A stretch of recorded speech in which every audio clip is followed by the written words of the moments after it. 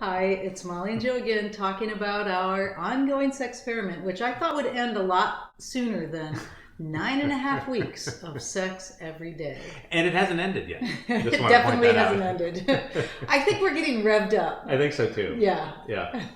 So what have you learned about this? Gosh, I'm learning so much. I'll tell you, one of the most amazing things is that I'm looking forward to it every day. Wow. I am looking forward to, when are we going to get it on?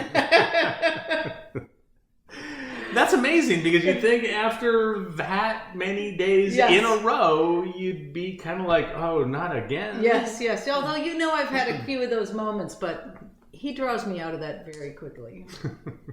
Really, you're a master. I really bow to you. Because if it weren't for you, this experiment would have been over. About 20-something.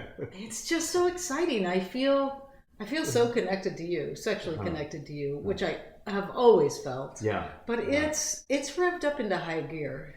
It is. In fact, we've talked about this and figure that nobody would believe us that sex was actually getting better. I think we started to notice it somewhere in the 40s? Mm-hmm. That Day 40. Yeah, it was like every time it's getting to be the best sex ever. And so we couldn't figure it out, almost didn't believe it ourselves.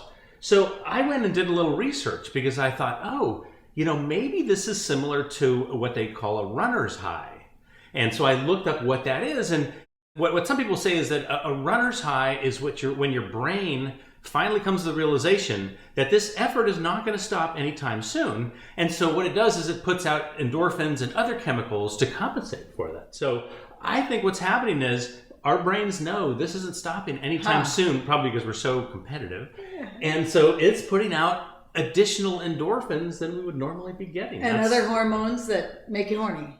So we're just running high on horny hormones is what you're telling me. 30 to 40 days, I think, before we finally got into this realization that, wow, that was like one of the best ever. Wow, that was one of the best evers.